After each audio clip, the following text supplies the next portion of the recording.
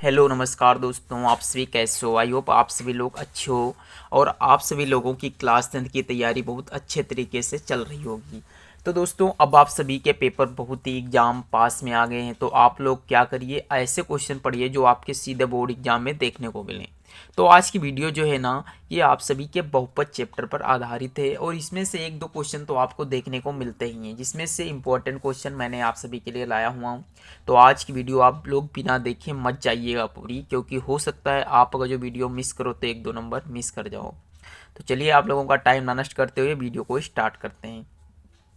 आज की वीडियो में मैंने दो क्वेश्चन लिए हैं। एक क्वेश्चन है दो घात बहुपद 2x² माइनस 10x प्लस 12 के शून्यांकों का योगफल और शून्यांकों का गुणनफल ज्ञात करो। और एक क्वेश्चन ये है मेरा, जिसमें बताया गया है कि दो घात समीकरण 8x² माइनस 2x माइनस 15 बराबर 0 के मूलों का योगफल और मूलों का गुणनफल ज्ञात करो। आपने कुछ यहाँ पर गेस किया क्या? यहाँ पे लिखा है मूलों का गुणनफल ज्ञात करो और यहाँ लिखा है समीकरण, जबकि इधर लिखा हुआ है बहुपद और शून्यांक। तो आपको यहाँ पर मैं आपको बता दूं, कंफ्यूज मत होइएगा, ध्यान से समझिए। ये लिखा है 2x² माइनस 10x प्लस 12।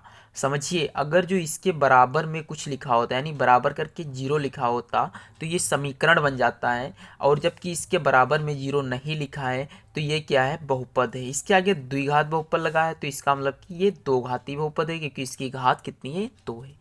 तो आई होप आपको क्लियर हो गया होगा कि जब बराबर के अंदर कोई संख्या लिखी जाती है तो उसे बहुपद नहीं कहते हैं, उसे समीकरण कहते हैं। और यदि बराबर का चिन्ह नहीं लगा है तो उसे बहुपद कहा जाता है। जबकि इसमें शून्यांक का यूज होता है और उधर मूलों का योगफल होता है, यूज होता है। बाकी आपको सवाल सेम लगाना है, उसमें कोई दिक्कत नहीं है। तो समझिएगा ध्यान से। इसके लिए दो इम्पॉर्टेंट फार्मूला हैं, वो आप लिख लीजिएगा, अपनी कॉपी में नोट्स बनाकर लिखिएगा कि वो कौन से फार्मूला हैं। ध्यान से समझिएगा। वो फार्मूला है, पहला फार्मूला है शून्यांकों का योगफल, यानी शून्यांकों का योगफल। समझिए, शून्यांकों का योगफल बराबर सूत्र होता है माइनस का बी अपान में ए। कितना होता है? माइनस का बी अपान में ए। और एक जो दूसरा हमारा सूत्र है, वेरी इंपॉर्टेंट सूत्र है, वो हमारा है शून्यांकों का गुणनफल। तो ध्यान से वो भी लिख लीजिएगा, शून्यांकों का गुणनफल। गुणनफल। अब ये क्या होता है? ये होता है आपका सी अपान में ए।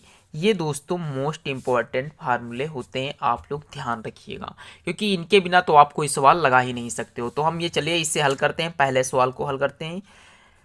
पहले इस सवाल को उतार लेते हैं। सवाल है 2x² माइनस का 10x और प्लस का 12।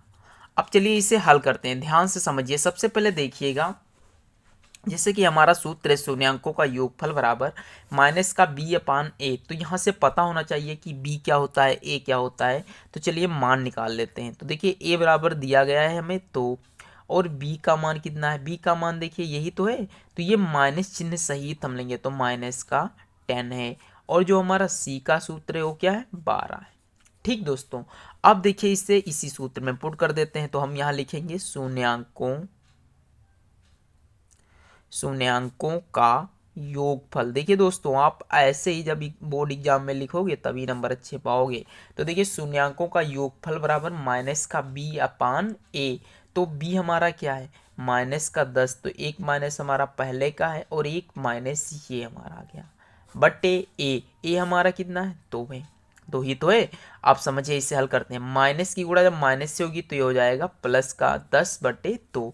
अब तो इसे भाग देंगे तो 2 एकम 2, 2 पंचे 10, यानी जो हमारा शून्यांकों का योगफल आया वो कितना आया हुआ है?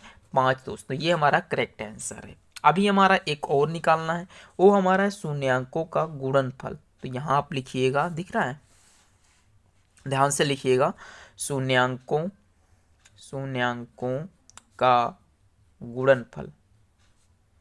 शून्यांकों का गुणनफल इक्वल टू, देखिए शून्यांकों का गुणनफल का सूत्र क्या होता है? सी अपान में ए। तो सी हमारा क्या है? यहाँ से देखिए, यहाँ पे लिखा हुआ है सी हमारा है 12 और ए हमारा है 2। तो यहाँ हम कितना लिख देंगे? 12 अपान में ए का मतलब 2। तो उससे भाग देंगे तो 2 एक कम 2, 2 छक्के 12, यानी जो हमारा गुणनफल का आंसर आया वो कितना आया हुआ है दोस्तों, 6 आया हुआ है। तो आई होप आप लोगों को ये पहला क्वेश्चन समझ में आ गया होगा। बहुत ही सरल तरीके से मैंने समझाने की कोशिश की है, क्योंकि इससे सरल और कौन सा तरीका हो सकता है। अब चलते हैं नेक्स्ट क्वेश्चन पे। तो ये रहा हमारा नेक्स्ट क्वेश्चन। ये क्वेश्चन है, दो घात समीकरण 8x² माइनस 2x माइनस 15 बराबर 0 के मूलों का योगफल ज्ञात करिए। अब यहाँ देखिए बराबर में 0 लिखा है, तो मतलब ये तो बात है ही कि ये समीकरण हो ही जाएगा, और जब समीकरण हो जाएगा तो शून्याङ्क गायब हो जाएगा, मूल आ जाएंगे यहाँ पे। तो अब चलिए सबसे पहले सूत्र लिखते हैं। सूत्र क्या है, सॉरी सबसे पहले इस समीकरण को लिखते हैं। 8x² माइनस का 2x माइनस का 15 इजिकल टू 0।